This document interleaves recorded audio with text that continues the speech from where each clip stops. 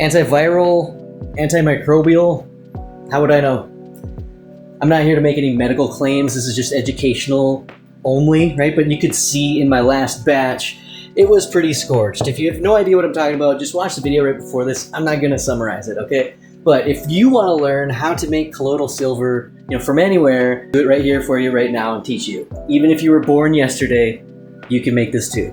So check it out. Okay, it's a chemical reaction, right? So glass, or I like to use crystal.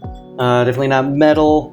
Plastic, I wasn't a fan of because I don't want microplastics in with the goodness. And then our triple or quadruple 9 silver rods, right? I like that you can bend them in whatever which way. These ones came in here, and I mean, as you can as you can tell, these are the 9-inch ones.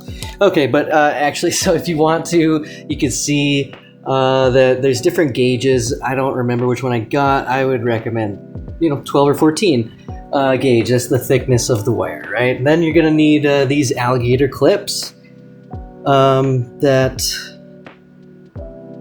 they're gonna clip onto the lead of the battery, which we're gonna have a 9-volt battery, right?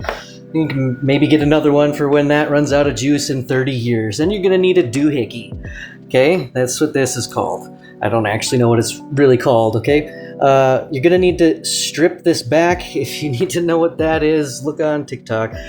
Then 1 grain of Celtic sea salt, the coarse kind, okay? And then this all gets put into distilled water. We don't want, it's a chemical reaction. We don't want any other minerals to disrupt the reaction. The only reason for this is to jumpstart the reaction, to get it to get going faster, I guess. Now these are some small and tiny pieces, right? So when we're connecting these, we want to make sure we have a strong metal on metal connection and that this isn't going to shake loose or apart.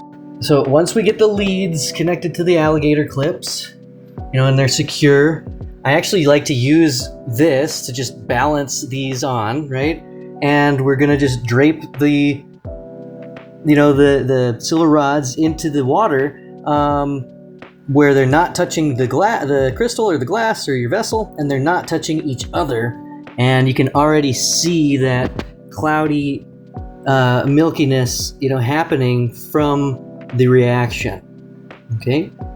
But when I make it, like once a week, or really, I guess, whenever I feel like I want some, I will just make that much and then just drink it after the roughly 20 minutes that it takes to make. So let's talk about Argyria, right? What the heck was that?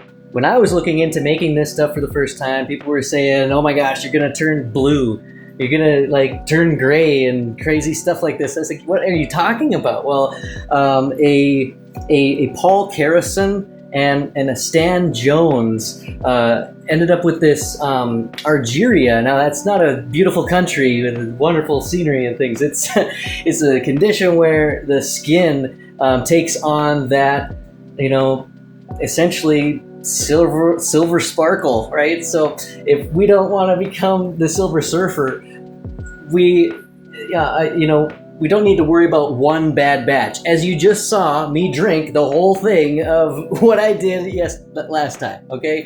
Which was make it for over 8 hours, not 20 minutes, right? So you should see what that looks like. It's crazy. Anyhow, it's not going to be a one bad batch thing. That's a chronic, overused, and I suspect they weren't even using distilled water, which is why they had probably a kibosh of different chemicals that they were probably ingesting, which led to some of that too. So anyhow, that's what I would think about this.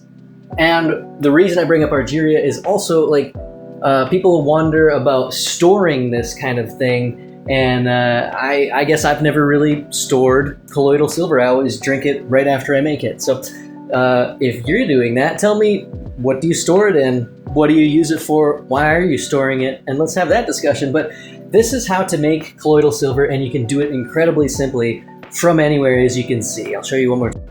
Battery, connector, lead, silver rods, vessel, 1 grain of salt in there, and it's going. You can even see it. Cool. Now this simple setup is essentially electrolysis. Electrolysis is the basis for the hydrogen generator that I teach people how to make in my private groups. So if you want to learn how to do something like that, I'm happy to teach you also for free. Hey, I did my best to make this value-packed for you. If you would help me out by hitting all the buttons, and share this with a friend. Thanks.